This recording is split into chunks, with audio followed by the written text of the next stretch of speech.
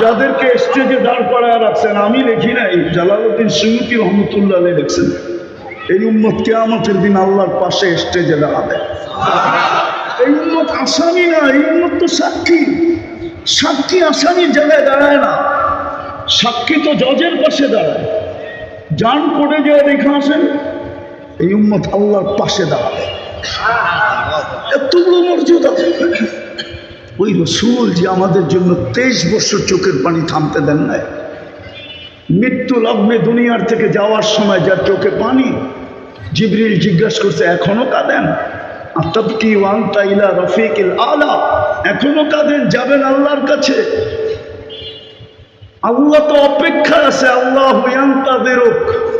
আকাশে ফের খুশির বন্যা চলতেছে, ফেরেশতা একজন আরেকজনকে সুসংবাদ দিতেছে, হাবিব ইয়াসিলুল হাবিব, বন্ধু আজকে বন্ধুর কাছে চিরদিনের জন্য চলে আসবে।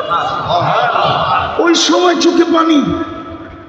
আমি তো বুঝাইতে পারতেছি না, নাহলে আমার মনে চায় আমি যুবকদেরকে পাগল বানায় দিই যে তোমার জন্য চোখে পানি।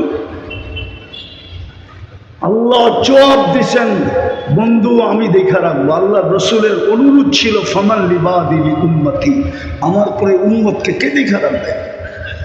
আল্লাহ জবাব দিছে, আমি দেখা রাখবো। লা আতরুকু উম্মতাকা ওয়ারদা ওয়াহদা ওয়ালা ফারদা, আমি দেখা রাখবো।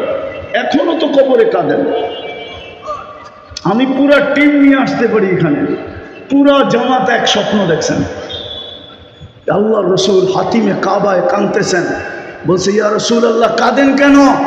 বলছে বাংলাদেশের উম্মতের জন্য কাঁদি। আমার বাংলাদেশের উম্মতের ঈমান ছিনায় নিয়ে যাইতেছে।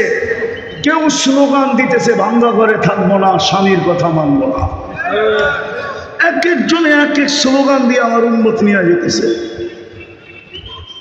আমি দেখি না, আবুল সামরকান্দি লেখছেন, আঙ্গুল উঠাইলে ওনার উপরে উঠান। হুজুররা যদি বলে কিতাবের নাম বলেন, এত তাড়াতাড়ি কিতাবের নামও বলবো না। আমি অনেক খুঁজে পাইছি তো, আপনি পাম দিয়ে স্টেজে কিতাবের নাম লয়ে যাবেন, এত চালাক, এত। আমার টায়ারের ভিতরে কোনো টিউব নাই, পাম দিলে কোনো লাভ হবে না, সেটা পুরাটাই টায়ার, এটার ভিতরে বাতাস ঢুকেই না। আবুল সামরকান্দি রহমতুল্লাহ আলাইহি রাখছেন, শোনার মতো। কিন্তু আল্লাহ রসুল কবর থেকে উঠবেন, ওহুয়া ইয়াবকি ওয়া ইয়াকুল রব জিবরিল আইনা উম্মতি, ময়দান তো খালি, আমার উম্মত কোথায়? আজকে আমার সমাজকে দেখতেছি একটা ছোট